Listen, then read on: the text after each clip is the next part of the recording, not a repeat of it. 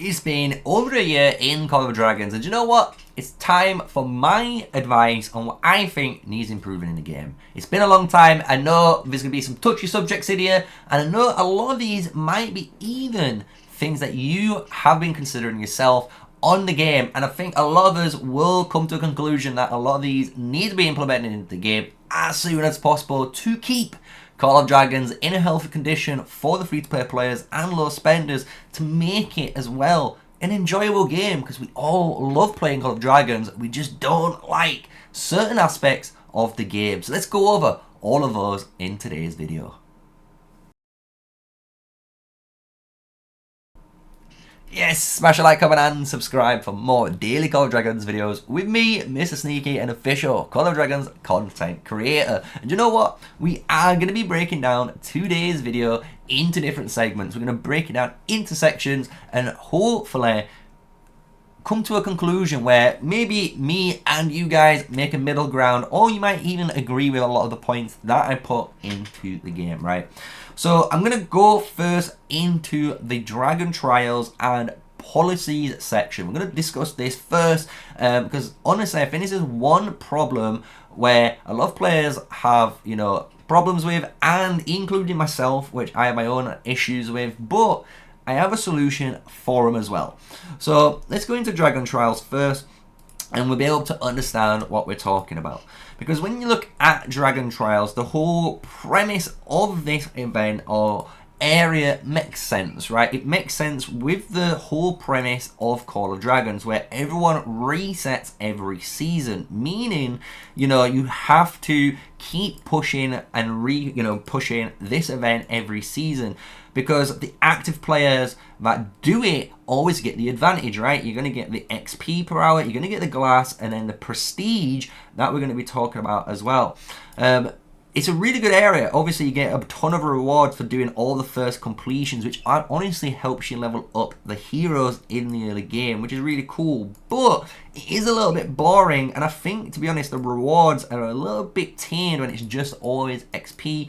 We used to like in the very first season, as you guys would remember, you're getting gold keys and you're getting certain extra benefits for doing these, and it's just a shame that you lose a lot of that in season 2. So it'd be nice to get that return. But one thing I do want to talk about is the gold coins and the prestige, right? Because I think there's an issue with these two things at the moment. Because in the store, it's a really good store, don't get me wrong, and you can see I always at the moment buy my Indies, and it's really cool that I can see how many tokens are left before I've finished it, which is really cool. And you've got obviously this store in the middle, so you can get extra speed ups and stuff like that, which is obviously good for certain players later down the line, right? Especially even if you're trying to just max out really quickly epic heroes. But I have a problem, right? Because I think this store could be better. I'm just going to say it. I think this store could be way better. I think this store itself should have pet skills. It sounds crazy, but I think it should, because if you have pet skills in this area, but instead it was a different tab, what you could do is click on the different tab, open up the pet skill shop in this trail store, and actually spend some excess prestige. Because as you guys know, prestige is the main thing you're going to need for policies. And I'm not going to lie, guys, for free-to-play players, man, my policies are done. Like, this is just passively going back now. I've gone backwards to start doing barricades. I've already smashed out this one, and we're just letting it cook, right? And we can keep going backwards and doing everything else, but we've pretty much maxed everything out. We've got all the military expansions. We've even got all of the administrative excellence, which is more important. All the healing's maxed out. So, like, we're at this stage where we're already at 2.4 million prestige saved. And there's always been a problem and an outcry with this prestige, right? People want something you can do with the prestige which, has merit to it. Because at the moment, at the end of the season, it's always going to be sat there. And I think the Dragontrials store is a good way, personally, that you can do this, right? Like I say, you're going to be able to go into a store. This is the you know, the Dragon coin store, and then you go across, and then it'll be the Dragon Prestige store, and maybe it has some pet skills, and not all, but maybe it has some pet skills, like 3 again, or 6 choices to pick from. I mean, above might be another 6 different items, maybe something you really need, you know, treaties, for example, or sentinel arrows, you know, stuff like that, where you can actually pump this prestige into it and get a benefit out for your account, because in the long run it's going to become grindier and grindier, and you need different outlets for you to obviously explore. And I think Dragontrials is a really good way of doing it, and I think that is one way how. But that's not over. It's not over. I've got another addition I think would be really spicy to the Dragontrials, and it's actually involving heroes. Yes, you've heard right, involving heroes.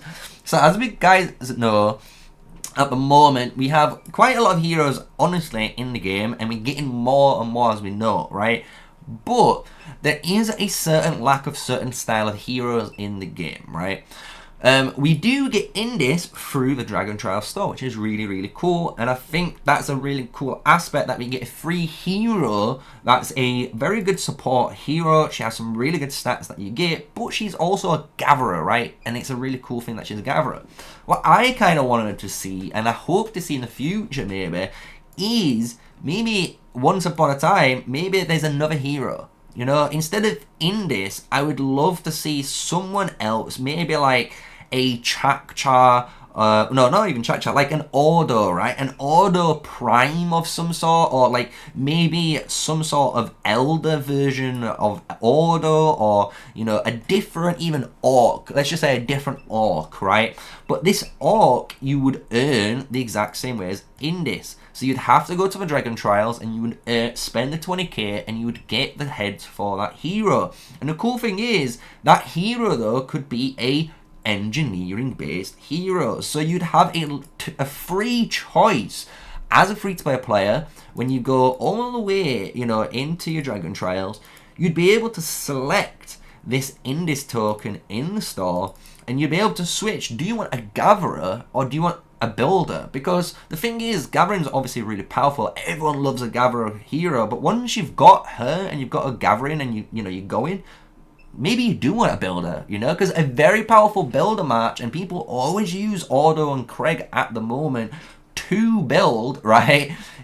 It allowed you to build quicker in PvP, and allowed you to expand your territory faster, allowing you to refresh troops quicker in the field, right? So it's a very important aspect of the game. So I think it'd be really cool if they added, and like I say, it's a spicy addition, but maybe an additional hero here, and this could be, and it's a choice, right? Some players might opt in at the start for a builder, some players opt in for the gatherer, and you would have this really cool community divide from, you know, people picking different things, and it's their own decision, right, at the end of the day. So I just think that would round up the trial store, having a area you can spend your prestige, maybe on some pet skills and pet stuff like that, and adding potentially a new hero that a free-to-play player can earn and use, right? And this can, like I say, be an engineering-based hero. Maybe the first skill is like a big shield, and says while building, well, say skill trigger 1200 shield, and then it says while building, obviously you generate rage, and when this is triggered, say it deals like 300 or 400 damage, like bang, bang, bang at your attacker, like in a consecutive row, like counter-attack damage, really big burst of it. Something like that, right? Just a really cool effect that a builder would want, where all he wants to do is build, and if you're hitting him, he wants to be able to like almost hit you back, you know? A really cool little thing. But that's what I'm saying, like a really cool little hero would be nice for everyone to earn, right? So let's go on to the next issue, and I think this is the big issue what I've been kind of hinting towards in that area, which is war pets. War pets. Right. So I'm gonna be real, and this is I'm always honest on the channel, and everyone knows this, and I've kept the same mentality all the way through. And as you can see, my pets are coming along, right? They're slowly coming along really well. But the war pet system does need a little bit of a shake up, right? Because at the moment, we only can get 5 warrants, meaning we only can capture 5 pets per day. And I've kind of explained in Echo Gaming's video, and I will put a little info card above for that, about it. But the way the game works, especially for war pets, is you're always trying to be hunting for skills. You're not really actually hunting for the pet. You're actually hunting for these skills, right? Especially the 1-star skill, because a 1-star skill, honestly, is so much stronger compared to just a normal common variant of it. So you're always hunting for at least a 1-star skill compared to a 0-star. And then you're going to start working towards the pet. So you've got to think, you've already worked really hard to get the Tempest and you've got it going. But then you might be like myself, you know, you might have been capturing pets and you've been, you know, releasing pets, allowing you to obviously get, as you can see, all of these different style of skills to use. And then it's up to you to obviously use one of these skills to land it in the slot. But it's not like they originally obviously showcased. A lot of players saw a leaked video that's gone away, and at the moment it's a random mode, and this is what also needs to change because of the warrants, right? So because of skills basically being, you know, random, what it does is 2 things, right? It basically makes the 5 warrants almost worthless because you have to capture the pet, and this is what I was explaining in his video. You've got to capture a pet, and once you capture a pet, you then want to release the pet to try and get this tranquility skill. For example, ignore the ice core here, guys, but say you want the tranquility, you need to release the pet, and it's almost like a 60% chance of it not giving you the skill, even probably more in that favor.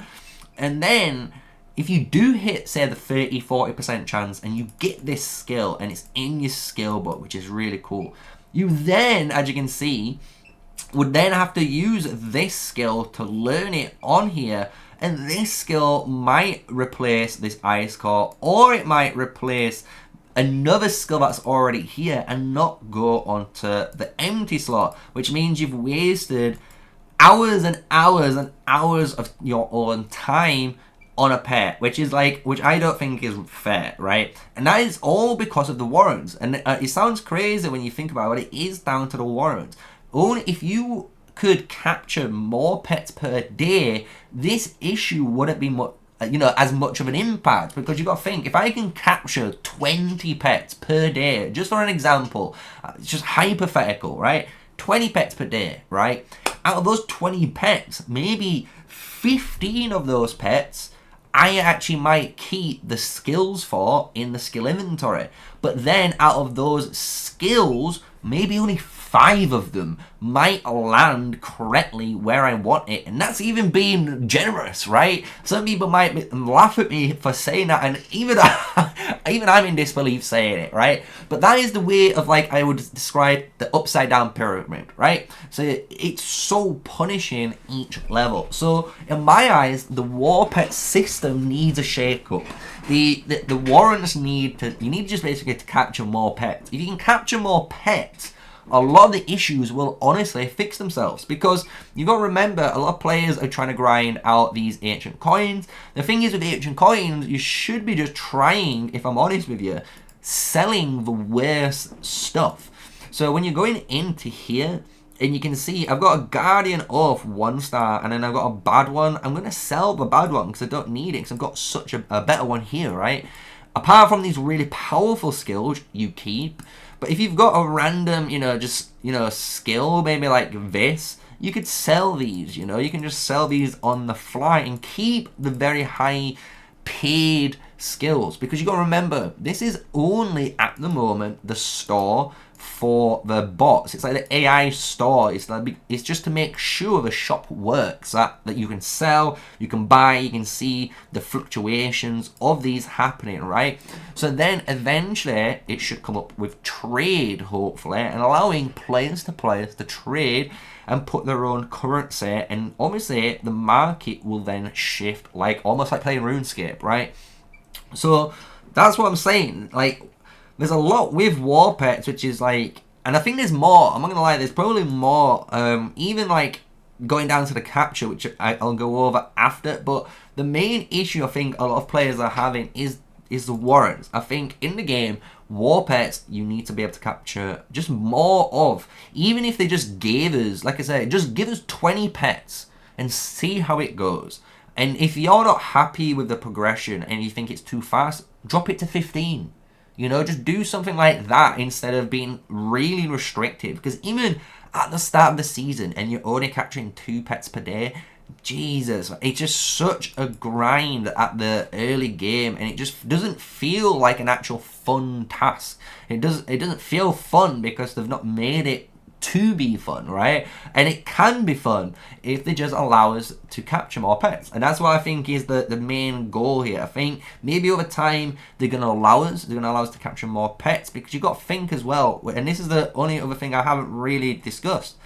These are the current pets in the game, but through cinematics, which will pop up at the moment, and even, you know, different screenshots through advertisements, you can see there's war pets that are not on this list. Meaning there's more war pets to come, and if there's more war pets to come and you're only having 5, you know, warrants to catch, it's just meaning that the volume of pets you are going for is expanding so much, and then it's going down even finer. It's like this almost, instead of being like that, it's like this, like as an upside down triangle. It's crazy. So we'll see what happens. I have faith in the devs, because I do think the devs listen a lot. I just think at the moment they're doing just a lot of testing, and it is brutal through the test phase for a lot of free-to-play players, I will admit. But you just have to survive through, honestly, and you will have an advantage over players when it comes into the game properly, right? So that's war pets. I think war pets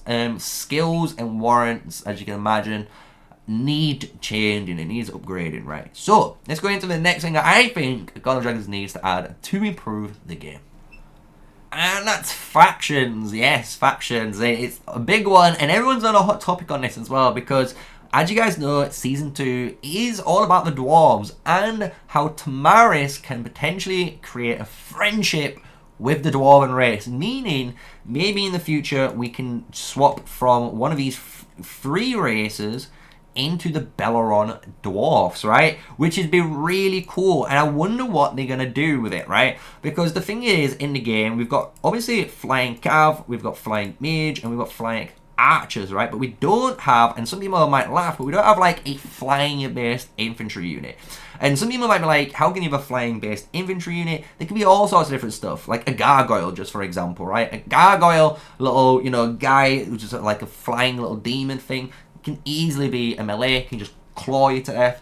Or you can have stuff like, you know, maybe a dwarf actually flying in like on a griffin with a whip or a hammer or an axe, you know. You can have all these different style of actually dwarves that are flying on different creatures for a flying infantry based unit. And I actually think there needs to be one just to keep, honestly, the flying cavs in check. Because at the moment, and a lot of people might think this is a hot take, but I think the Forest Eagles is the best flying unit in the game. It's just devastating when you see these at T5. Again, it's other T5s I'm talking about as well. T5 Celestials, T5 Wyvern Riders. These are the worst unit in the game. They need a buff compared to the Celestials being really good, but the problem with them is they just get absolutely destroyed by a swarm of Forest Eagles, which is just what they're made for. It's what they're actually tasked to do, which is very good, but there's no counter to it. Honestly, there's really no counter to it. Flying cav going over units and just hitting what they want is absolutely brutal on the open field combat if you're not prepared for it. So there needs to be something in place to almost counteract the Forest Eagles in the meta, as well as I just think spice things up, right? Obviously, we know the Dwarven faction is in the game, but there could be other factions coming, you know? A really good example of it is when you speak to your Bakshi. If you speak to Bakshi in your, you know, village area, there's sometimes he talks about the Cyclopses, right? And everyone knows what a Cyclops is from, hopefully, Hercules or stuff like that. But maybe Cyclops is another faction we might see in the future. And there's always different fantasy-based races that could be added into the game. And I honestly think when the game has, and it might sound mad, but I think when it has at least 5, yeah, 5. If it has 5 factions in the game to pick from, especially from the start of the game, I think the game's going to be cooking. Because you're going to have so much variety, and you're going to have so many different starter-based, you know, heroes to actually work with. Because the beautiful thing with a faction, as you guys know, and this is kind of why I'm leading into factions, is when you have a faction, you get a starting hero. And it means, you know, you can fill in the gaps of those starting heroes. And normally, as well, just on top of things, a faction generally has a hero that's based on them, right? So like in the start of the game, Nika was actually, before all the other, you know, 3 heroes came in, she was technically your like infantry based League of Order hero. You know, she's the one that you're going to be going for in the golden chest. So it made sense. And same with like stuff like Emrys. Emrys was the only cavalry hero in the beginning. This is before Bakshi joined the golden chest. Emrys was the only hero in the golden chest, meaning he was representing the Spring Wardens, like almost faction-based legendary hero for them in the game, which is really cool to see, right? So if you added, you know, 2 new factions, you'd have 2 new actual level 1, generational 1 heroes to work with, meaning Valen here wouldn't be the only mage, and that is the big issue in heroes. If you look at the heroes, we have Nico and you have Kanara, you have Gru, you have Madeline, then you have Valen, and there's no one. You might scream Lilia, but this I would recommend is not in the game, because this is again a paid portion. You have to pay for this, right? And free-to-play players don't get access to it. So I'm not talking about paid content, I'm just talking about content just in general, right? So there's no legendary flying, oh well, I say flying, there's no mage hero which pairs with him, right? So another faction-based mage hero would be really good. So if they maybe made a Cyclops, and it was like an ogre maggie, you know, like a magic-based Cyclops for this generational 1, it means at least every hero, including cavalries, have it as well, because obviously you got Bakshi and Emrys, right? You would have every infantry, cavalry, mage and archer, all of these heroes would all have one hero that is always, you know, for their, you know, pairings. So you can have 2 legendary heroes as well as the epic heroes that can go with them. Plus, as I said, there's a 5th option, right? When you add a 5th extra hero, what I would add is another overall hero, because then you've actually completed, in my eyes, the problem in Call of Dragons. You have then, at the start of the very game, so when you start a brand new account in Season 1, you would have 2 infantry, 2 mages, 2 archers, 2 cavalry, and 2 overall heroes, all legendary heroes, as well as obviously the epics already in the game, plus the additional 2 epic heroes that would come as the starting hero for the factions.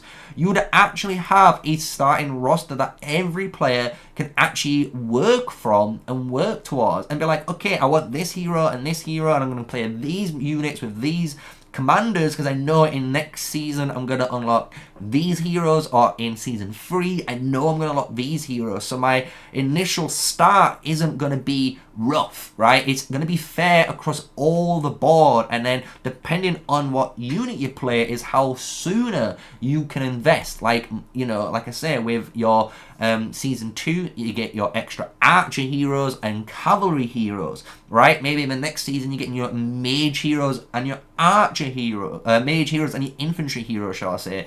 So then you've got, again, 2, 2, and 2, and 2. So that's what I would suggest here in this. It's a very hot topic. I hope you guys have followed through on that. But I think by adding 2 new factions, the 2 epic heroes would be really, obviously, grateful for free-to-play players to choose from. And then the actual legendary-based heroes on that faction would honestly fill the gaps on the missing mage as well as the missing overall hero that you want. Because I'm not going to consider in this it, because obviously this is the Gatherer, and she is based in Dragontrials, right? This is the one through here. I'm talking about the actual golden chest that you can just open keys and get, right? And when you get them, you can earn, you know, your generational 1 tokens and invest into them, right? That's the ones I'm talking about here, right?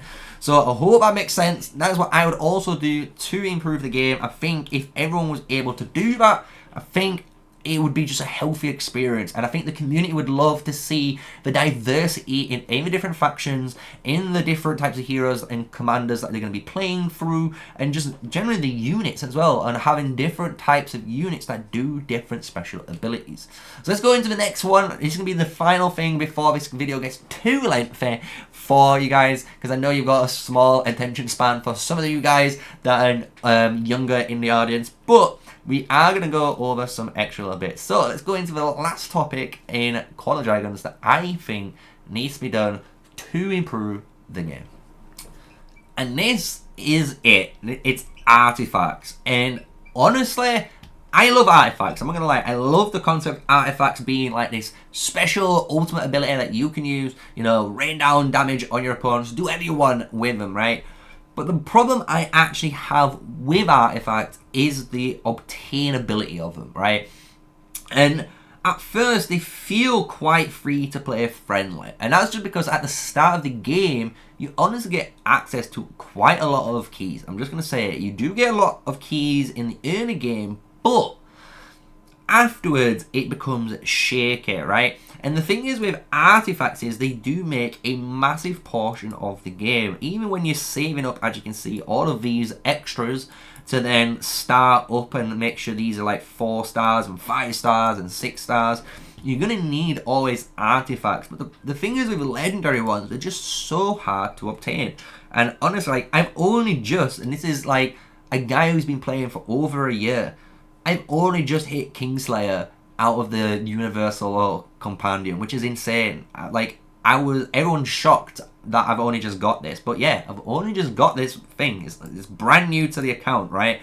And the thing is with this game is it tries to... I haven't got any at the moment, unfortunately, but you can see where I'm going with it.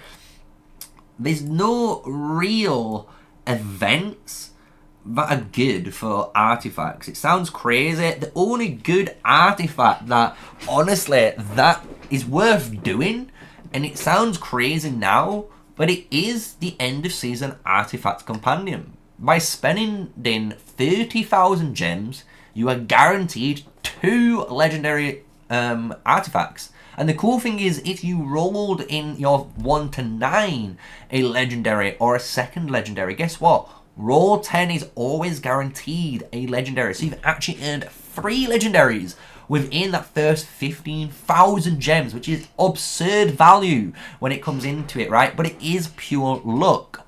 But you get a ton of epics, which is obviously good for finishing out all those epic accounts and selling them for forged-like keys. And that's the way I've been trying to make this game work, honestly. And I'm not going to lie, I just don't like it. Because by even trying to do this method and using Forge Light keys, the Forge of Light event itself and the Riches of Forest event is just not good enough for artifacts. And I'm going to say it, I'm going to be the one, I'm going to say it, and I don't care, you know, hate me for saying it's not good enough, because the way those artifact events work is the exact same as this event.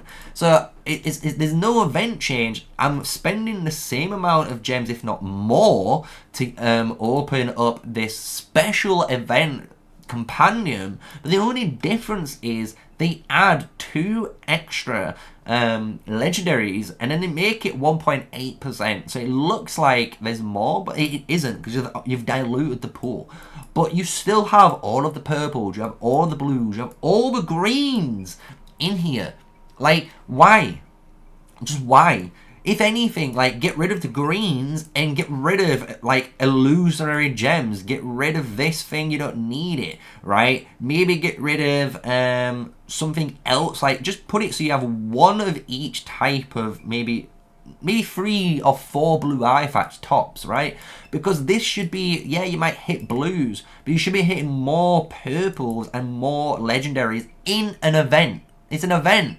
And I don't think, even for whales, I don't think it's good. Like, I don't think whales are happy spending nearly 75,000 gems just to try and get one artifact from their wish, which is crazy. Absolute crazy. Like, the amount of gems needed to actually get artifacts going is just nuts.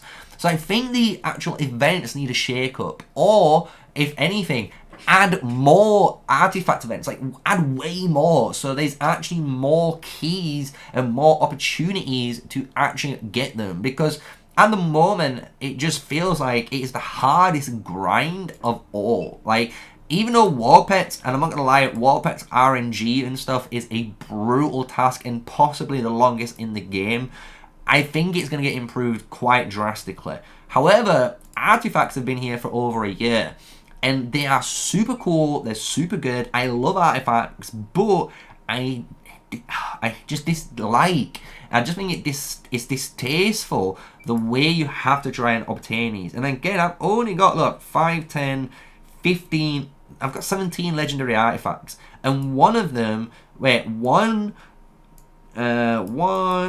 2, 3 of them you earn for free.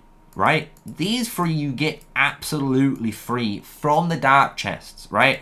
So in reality, I've actually got less than 15 legendary artifacts, right? And people might think that's really good, and it might be, but I just think you should have way more legendary artifacts, even if they're just still level 1. Right? You should still have more legendary artifacts, even if they're level 1, because of just how many legendary artifacts are in the game and how many times you need them, right? You need to unlock a legendary artifact 5 times to get it to level, obviously max level, and then afterwards you're going to be using the extra bits. Even if you've got, you know, a 6th one, you would be still using that to star it up. You need it to start the whole thing up. So it's like everything is needed, right? So what I would do is definitely fix that in the game. I think those are actually really big mechanical things that need to be done, in my eyes, in Call of Dragons, right? There's a lot more stuff in the game. There's a lot of quality of life things I would love to add to the game, like spectating in Roots of War, which we've already discussed to the devs. They already know this, guys. You know, that's why I haven't really made a video on it. But like, spectating in Roots of War would be an amazing step. Maybe making this scouting feature just better, because like, obviously the scouting feature some people dislike, but in Rise of Kingdoms, just as an example, you don't even get the feature of just being able to click it and then just go to the next one like this. Like, it's not this quick, even in Rise of Kingdoms, to do this, right? It's a lot slower, right? And maybe change them, you know, maybe change these so they're more interactive, right? Maybe more fun puzzles people might like. So the scout, if you do all the scouting, you get better rewards, and maybe even do that. That might be another one that people would like to see in scouting. Just make it so there's less things to do in scouting, but you put the same amount of rewards in. So say like you've got 100 things right now to do. Why not just make it 10 things to do, which are a little bit longer, because it's like an interactive based task to do, but you still get the same rewards of the 100. People would love that, because they still would love to do the scouting as a free-to-play player and then enjoy learning even the lore and stuff of the game. It's really enjoyable to do, but it's just the time-consuming parts of it, right? So there's loads of quality of life features I know I haven't touched on, guys. I know, and I would love to hear your comments below on quality of life changes. That's why I kind of left it out. I want to hear what your thoughts are, what you would love to see improved in the game. Obviously, you might complain about seasons. Honestly, I haven't said anything about seasons, because I'm not gonna lie, I've played through 4 of them, and because I've played through 4 of them now, I'm used to it, and it's good. It's actually good. Like, especially even as a T4 player, I'm coming in here, I'm cooking, guys, you know. We're over 2.1 million merits on our season so far. We're about to hit the zone opening in this next area where a massive war is going to be going on. So there is a lot to do, right? But it's fun. I actually find it fun. And I think if they keep going down the right track of actually making the game more engaging, and not just like a boring stat line. That's what the game needs to do, and I think it's doing really well so far. It's an amazing game. You guys know I love the game, but that's what I would do to improve. I hope you've enjoyed the video. Smash a like, comment, and subscribe on it. This is Call of Dragons. I'm an official Call of Dragons content creator, and maybe there's a dev watching, and maybe the dev might, you know, hear my thoughts and support some of my ideas, right? And maybe we can discuss privately. You know, I'm happy just to talk. I like talking and discussing about the game. So with all that, guys, smash a like, comment, and subscribe. Hit what you think what needs to be added to the game to improve it down below in the comments section below. And with all of that, you know what I'm going to say, guys. You know what I'm going to say. Stay safe, stay sneaky. Peace out.